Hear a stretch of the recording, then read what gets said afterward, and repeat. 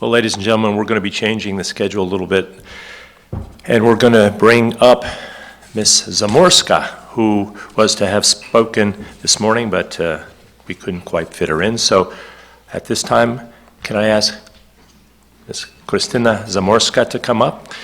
Ms. Zamorska is the daughter and granddaughter of victims of World War II. She was born in Poland, educated in America.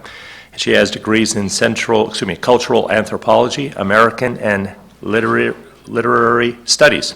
She uses both degrees to research the evolving, quote, history of World War II and the consequences of the Cold War on the so-called West.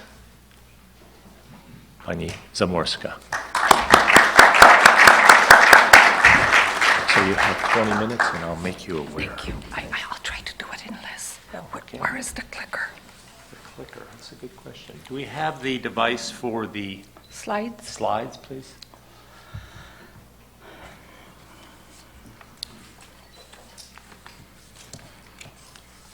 You're starting right on time, so you got 20 minutes.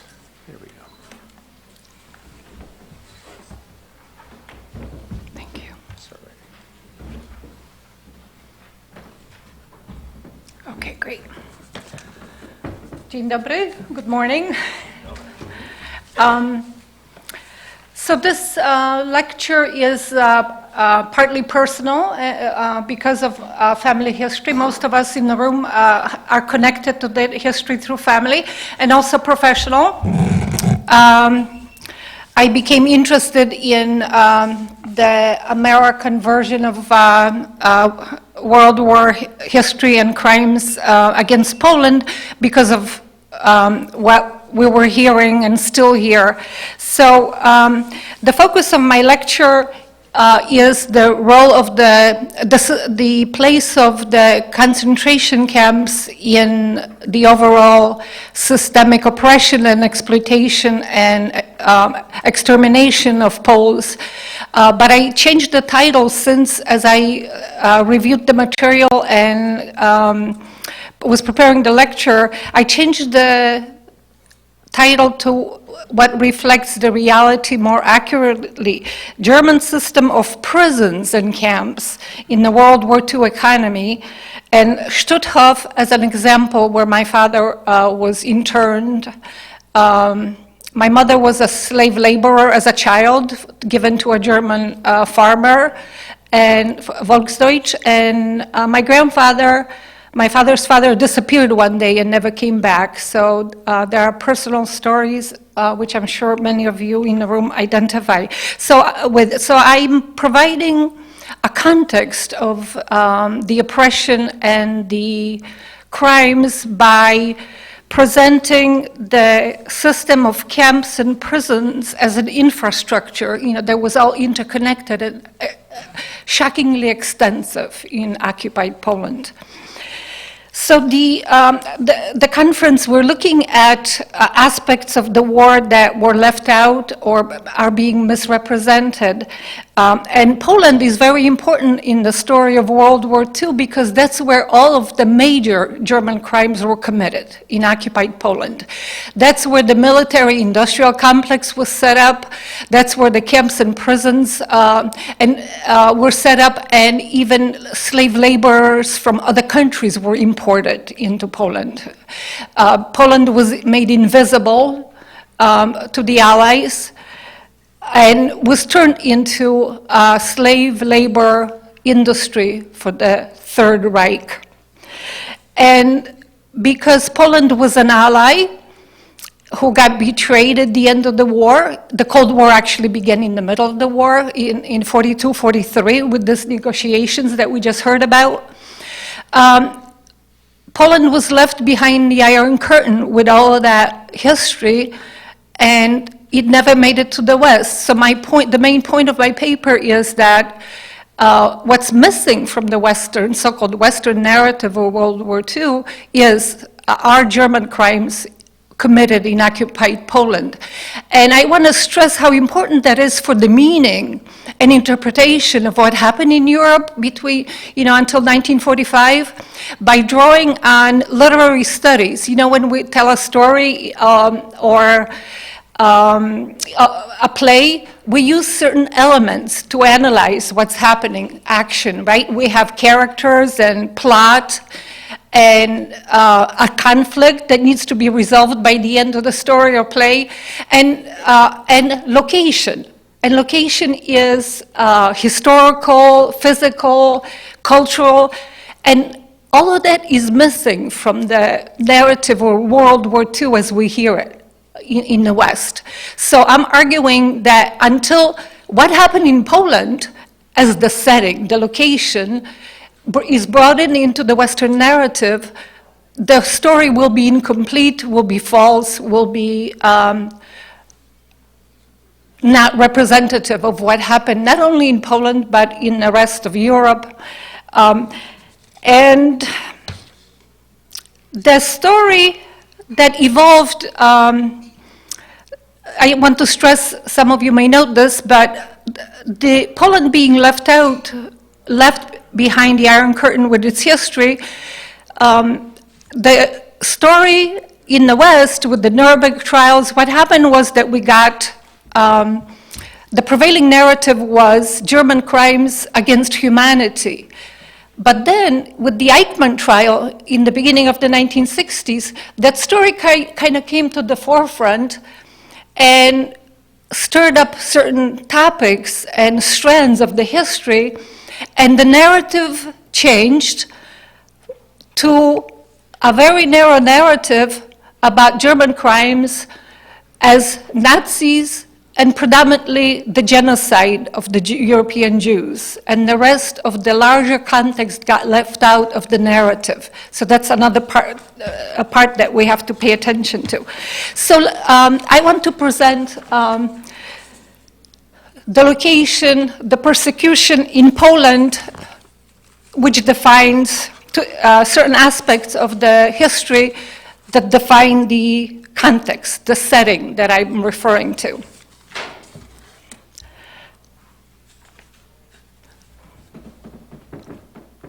I'm pushing the button, nothing's happening.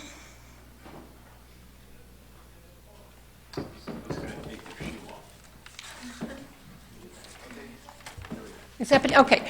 So I'll come back to this image, but I just want to show you this as an example.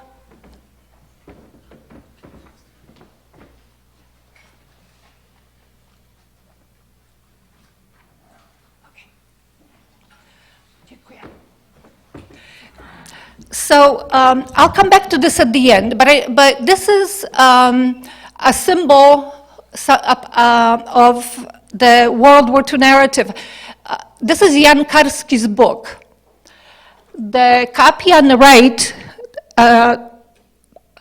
The Story of a Secret State, is the 1944 edition. If you look on the left, see how different the 2013 reissue is? And that's a commentary on what happened to World War II history from 1944 to 2013, the centennial of his birth. We talked about maps yesterday. This comes from an EPN publication, the Poland before and after World War II. But we want to stress that none of this existed because there was no Poland. Right? When Germany came in and the Soviet Union came in, all of the infrastructures were destroyed. Poland's cultural, political, economic institutions were either destroyed or taken over. So there was no Poland. We always have to say occupied Poland. And the tone of that occupation is summarized in Hans Frank's comment in 1940, which is just a few months into the war. A German journalist asked him how would he compare the protectorate of Moravia with Poland, because he said he wanted to compare. Yes, he wanted to get him to comment on occupation of Poland, and basically what Frank said. Let me give you an example. By let me give you an example. He said, if, in the Czech Republic, every time 7 people are shot, there are placards, announcements posted on kiosks and public places. He said, if I had to post a placard every time 7 Poles were shot, there would be not enough trees in the forest to produce the paper for making the posters. Yes, we must be ruthless. And they were. And Hans Frank published more than 30 volumes of journals of his occupation, his performance in Poland, which are accessible. So the German occupation of Poland was particular because of Germany and because of Poland. So there was, in my interpretation, there are several aspects that are integrated that influenced the persecution and the organization of that persecution in Poland. So as I mentioned, Polish state, Polish country was criminalized, it did not exist. Being Polish in Poland, in occupied Poland, was criminal. The second is racism, lawlessness, surveillance, policies of terror, and sustained daily violence in public and private sphere. You know family stories. You walked out of the house and you never knew if you'd come back. System of prisons and thousands of internment, slave labor, and concentration camps. I'll show you the list in a moment. The multi-ethnic population of Poland influenced how the occupation proceeded. Poland had 18% of Poland's pre-war population was Ukrainian, 10% Jewish Poles, and Lithuanian, German, and all of that, how ethnic groups were manipulated and old scores played out, influenced the war. The other important aspect is, of course, that Poland was the center of Jewish life in Poland, in Europe, and the sixth is Poland's response to the occupation. Poland was not only the first to fight, but Poland was the first to resist. And the seventh is what we heard also in the previous lecture, is the changing presence and role of the Soviet Union in that war. And when Poland was occupied, we tried to tell the West to get help very early on. There's research being done now that it happened as early as 1940. There's a publication that I came across, I can give you a link to it. It's a book that's published by the Ministry of Information from London, I think in 1941. It has 600 pages. And there were other information was conducted and passed on to the West without consequence, without avail. One of the early publications about what actually happened in Poland was published in 1946 in English here, through the Ivor Institute. And if you look at this is page 26, 22nd of what was bulletin number 1 of the German, Główna Komisja Badania Zbrodni Niemieckich w Polsce, and now it's IPN. So you can look at it, according to this classification, there were 435 networks of camps in occupied Poland. So Stutthof, Gdańsk, for example, is listed here as 1 or 2, but there were over 40 subcamps in the Stutthof camp. One of the most extensive accounts, which is not used much, is this publication, which came out in 1979, and it has almost 700 pages, and it's Obozy hitlerowskie na ziemiach polskich. By now, we also had censorship in Poland after 49-50, which we went from niemieckie to hitlerowskie to appease East Germany. So that's incorrect, just like using Nazi instead of Nazi Germany or Germany. So in this, I just want to share with you, this is an encyclopedic listing of all the places of persecution in occupied Poland. It includes all varieties of prisons, internment camps, transition camps, labor camps, interrogation camps, and prisons. And there are all these pages and 5,877 entries. So we go from A to Z. And this is compiled by a team headed by Professor Czesław, excuse me, is that on here? I'll find it in a second. But it's a team, and the bibliography is amazing. Each entry has a few centimeters, of bibliography of sources, of archives, and at the end of the encyclopedic listing, there are several pages, a dozen pages with 2 columns. If anyone wants to study this, the resources are super rich and documented. So this is a listing of the types of camps and prisons, which is unbelievable. They range from court prisons to police prisons to labor camps run by the SS, labor camps run by the Gestapo, and POW camps. So hundreds of thousands of people went through these, and a lot of people died in them. So as one example, I looked closely at Łódź, which is an internationally known city, the Manchester of Poland, with a huge, very multi-ethnic population. So I looked closely at the listing for this one city, which is numbers from 2,577 in this listing of 5,877 entries. And among this listing, this is what we have. In the city of Łódź, which is not counted in that first category that I showed you of 535 systems of camps, this is in a city. Germans took over factories, schools, all the places, buildings, and turned them into prisons, into interrogation centers. And this is what was located in one city.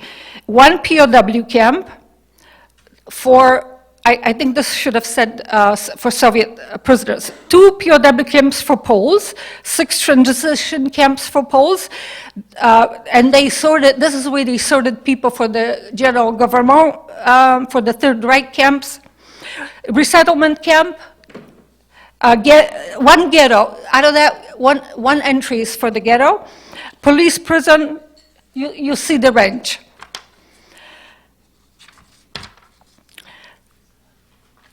Someone will be speaking about reconsidering Jan Gross, and I just wanted to quote you something. In 1977, the infamous Jan Gross actually published a wonderful book, a very important book on the German Polish society and the German occupation, and it's been out of print.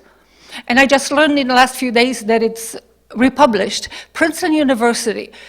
Go out and buy it because it's an incredibly well-documented history of the bestiality, as he put it, in German occupied Poland. And in the preface, Gross stresses that he's not covering the inevitably visible takeover by communists, and that he also is not dealing with the Jewish Poles because that was a separate category, that was, I just showed you in the Łódź example, and that there's a lot of documentation on that, so he is not dealing with that. So this is Stutthof camp, one of the examples, where I visited the camp. It was 1 kilometer from the shore, and I was told that prisoners never saw the Baltic coast. There are many sub-camps. One was as far as Toruń, a munitions factory. I can provide the information if anyone wants to see me afterwards in the sources, but I'm just going to sum it up. But in Stutthof, the camp was also a private source of slave labor. Outside of the perimeter of the gates, German corporations would come and rent slave laborers for very cheap. So, and many of them worked on private farms. So the whole economy of the German occupation was extensively supported by slave labor. I'll just show you what camp entry looks like. This is a fellow campmate of my father's who perished in 4 months. That was the average. People were exterminated through forced labor. And this is the entry for my father, which I found when I visited the camp a few years ago.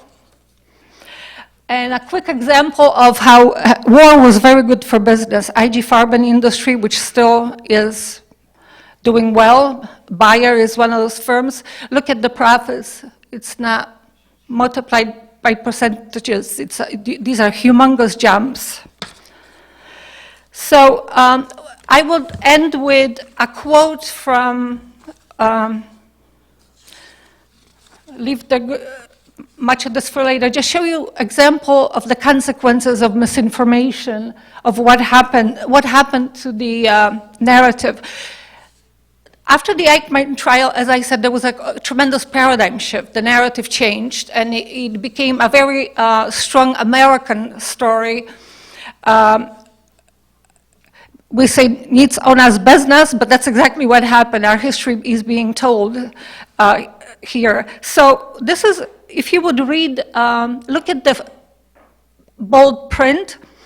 After the Eichmann trial revealed what was happening in the ghettos, the famous Elie Wiesel made a comment that is not only historically inaccurate, but it's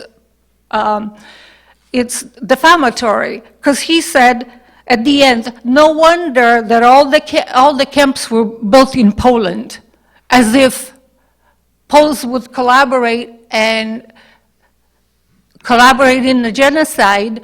The camps were built for Poles to extract the labor, to exterminate people through forced labor.